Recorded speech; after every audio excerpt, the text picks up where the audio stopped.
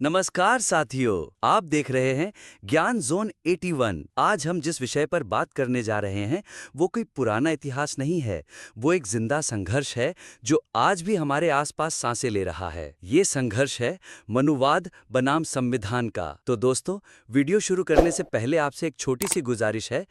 अगर हमारा चैनल अभी तक सब्सक्राइब नहीं किया तो हमारे चैनल को सब्सक्राइब कर लें और बेल आइकन दबाएं। तो चलिए शुरू करते हैं आज का ये खास टॉपिक। दोस्तों, बाबा साहेब आम्बेडकर ने जिस संविधान को लिखा वो सिर्फ कानूनों की किताब नहीं थी, बल्कि करोड़ों लोगों के सपनों की झलक थी। ये उस व्यवस्था के खिलाफ विद्रोह था जो सदियों से लोगों को ऊंच नीच में बांटती रही। संविधान ने पहली बार ये हक दिया कि कोई भी व्यक्ति, चाहे वो किसी भी जाति, धर्म या वर्ग से आता हो, उसे बराबरी से जीने का अधिकार होगा। लेकिन आज जो कुछ हो रहा है वो क्या इसी संविधान की आत्मा है? क्या आज भी वो विचार जिंदा हैं जो बाबा साहेब ने इस देश के भविष्य के लिए बोए थे? या फिर आज की सत्ता में बैठे लोग उस पुराने मनुवादी ढांचे को धीरे धीरे चुपचाप वापस लाने की कोशिश कर रहे हैं? आज़ादी के 75 साल बाद भी जब हम ये पूछने को मजबूर हों कि बहुजन समाज के लिए बनाए गए आरक्षण पर कोई अगड़ा क्यों बैठा है, तो समझ लीजिए कि संविधान को नहीं,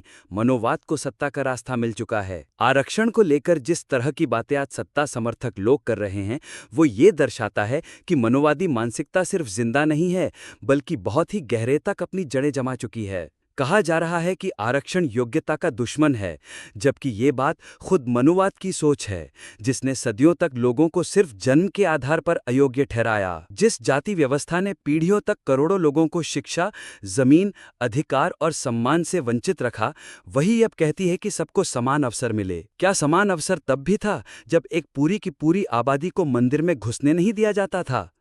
क्या समान अवसर तब था जब शूद्रों को किताबें छूने तक का हक नहीं था? बाबा साहेब ने जब संविधान लिखा तो उन्होंने हर उस बंधन को तोड़ने की कोशिश की जो इंसानों को गैर बराबरी की जंजीरों में बांधे हुए था। लेकिन आज जिन संस्थाओं पर देश को दिशा देने की जिम्मेदारी है, वहां खुलेआम बहुजन समाज के अधिकारों की चोरी हो रही है। यूपीएससी में हो, विश्वविद्यालयों में हो या फिर प्रशासनिक पदों पर बहुजनों के आरक्षित सीटों पर किसी और का कब्जा है। और सबसे बड़ी बात, ये सब संविधान की ओट में हो रहा है, लेकिन संविधान के खिलाफ जाकर। आज एक ऐसा माहौल बनाया जा रहा है जहां संविधान की बात करने वाला देशद्रोही करार दिया जाता है और मनुवाद की पैरवी करने वाला राष्ट्रभक्त कहलाता है। संविधान कहता है कि धर्म और राजनीति अलग होंगे, लेकिन आज धर्म को ही राजनीति का औजार बना दिया गया है। जिस संविधान में कहा गया कि किसी भी नागरिक के साथ जाति, धर्म, लिंग के आधार पर भेदभाव नहीं होगा, आज उसी देश में दलित बच्चा टीचर के पानी के मटके से पानी पी ले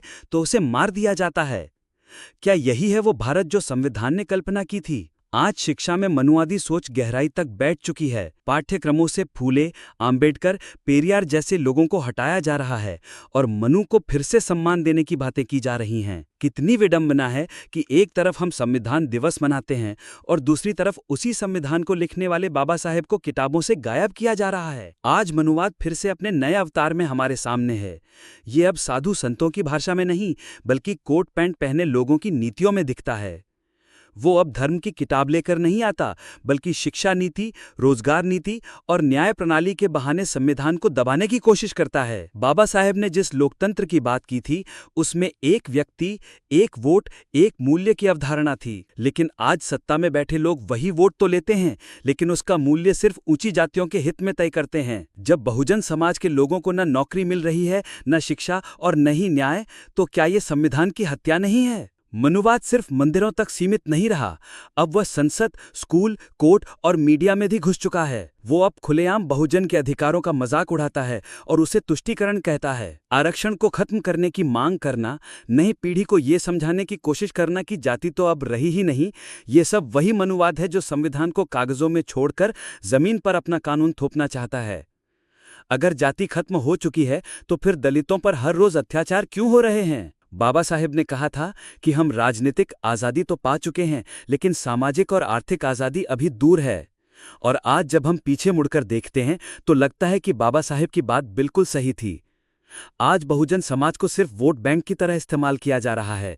चुनाव के समय उसकी याद आती है, लेकिन अधिकारों के सवाल पर वही बहुजन समाज को चुप करा दिया जाता है। संविधान कहता है कि हर नागरिक को गरिमा के साथ जीने का अधिकार है, लेकिन बहुजन को आज भी अपनी गरिमा साबित करनी पड़ती है, कभी आईएएस बनकर, कभी पीएचडी करके, फिर भी समाज उसे बराबरी नहीं देता है। मनुवाद सिर्फ भेदभाव नहीं करता, वो इंसान की आत्मा को कुचलता है, और संविधान सिर्फ कानून नहीं देता, वो इंसान को इंसान होने का हक देता है।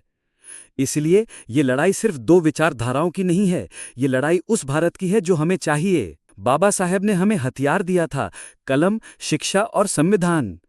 लेकिन अगर हम चुप रहे तो मनुवादी सोच इन तीनों को हमसे छीन लेगी। आज जो सत्ता में है वो संविधान की दुहाई देकर संविधान के खिलाफ नीतियां बना रहे हैं, और ये हम पर निर्भर है कि हम बाबा साहेब के रास्ते पर चलेंगे या मनु के बनाए हुए दलदल में फिर से गिर पड़ेंगे। समाज में परिवर्तन भाषणों से नहीं, संघर्ष से आता है, और आज का सबसे बड़ा संघर्ष है संविधान को जिंदा रखना, उसकी आत्मा को रोज रोज मारे जाने से बचाना। बाबा साहिब ने कहा था कि अगर मैं ये देखूं कि इस देश में जाति व्यवस्था और अस्पृश्यता बनी हुई है तो मैं इस देश को स्वतंत्र नहीं मानूंगा। तो आज आप खुद सोचिए, क्या हमारा देश आजाद है? अगर हम संविधान को बचाना चाहते हैं तो हमें मनुवाद के हर रूप का विरोध करना होगा, चाहे वो शिक्षण संस्थानों में हो, न्यायपालिका में हो या फिर मीडिया में हो।